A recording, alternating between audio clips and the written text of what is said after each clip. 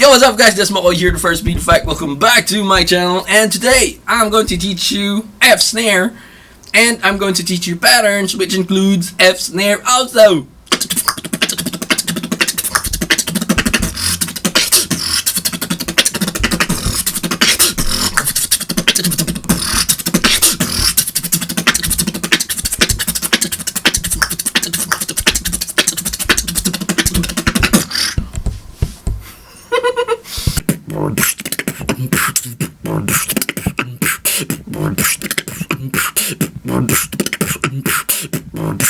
Alright, so,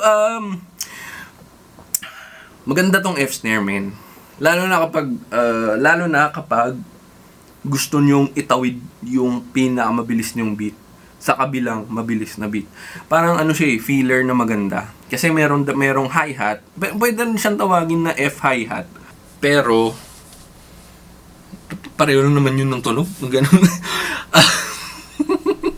Ang tagal mo na hindi nakakagawa ng tutorial, man. Yeah!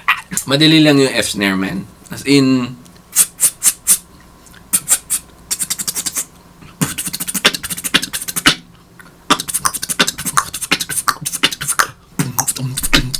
para ka lang nagsasabing ano eh. Fin. F-I-N. Fin. Fork. Pero ang pinagkaiba lang, tatanggalin mo lang talaga yung vocalization ng mga words na sinasabi mo. Or tatanggalin mo yung mga katabing letter niya. Kunyari, yung fin. Tatanggalin mo lang yung I-N para yung matitira lang is yung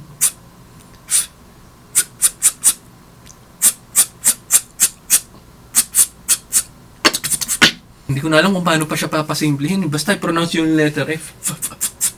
And then, para bumili siya pakinggan or para ma-involve mo siya sa mga beats mo, you just have to add hi-hat.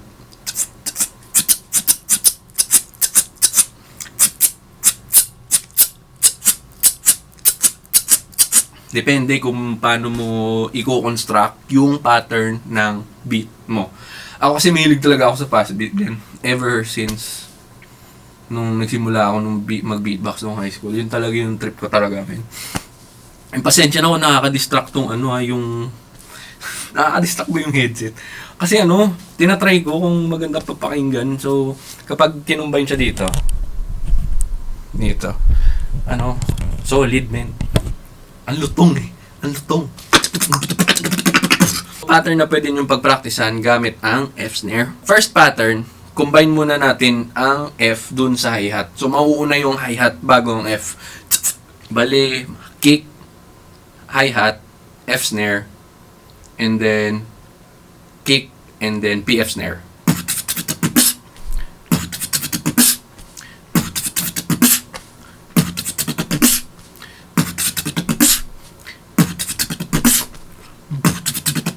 Pwede nyong haluan ng humming.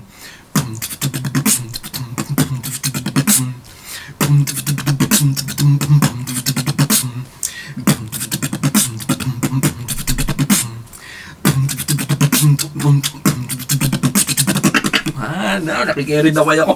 Second pattern na pa-practicein nyo ay lalagyan nyo ng kick, ng click. Kick tuloy.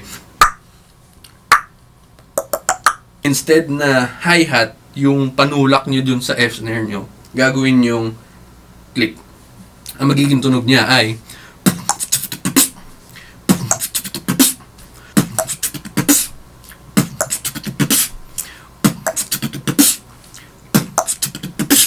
so pag hindi pa kayo sanay dun sa first part, medyo mahihirapan kayo dito sa second part. Pero as much as possible, kung kayo yung tipong beatboxer na mabilis maka-pick up ng pattern, then that's good for you. Yeah.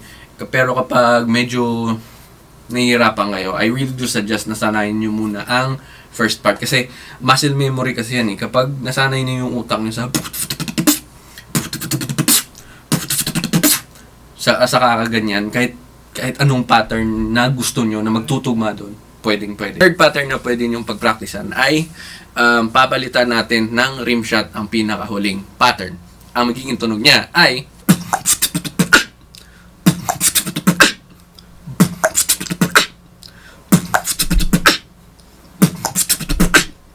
hi-hat.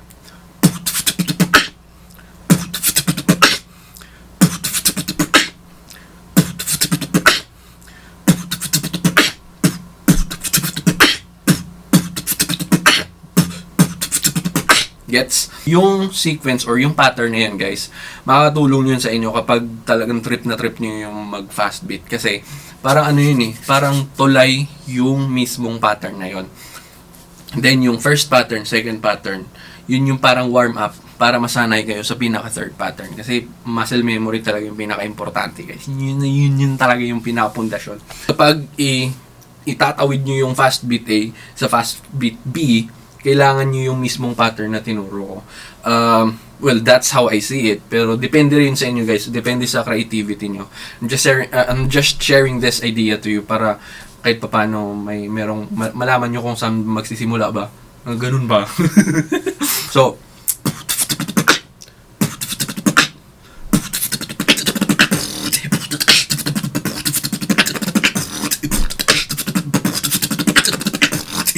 kung mapapansin nyo, nandun lang din yung mga inaral natin.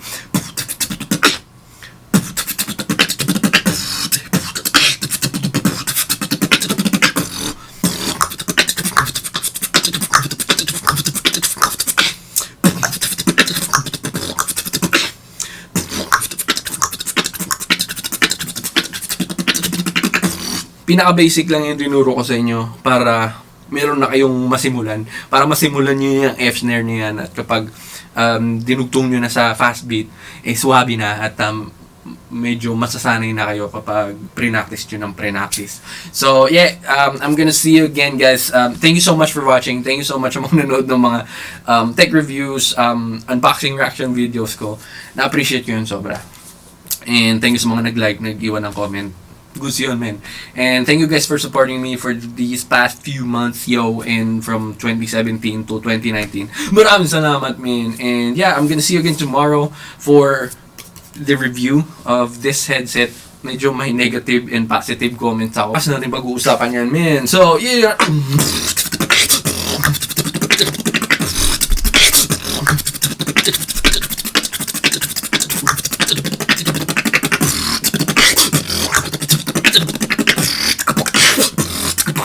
The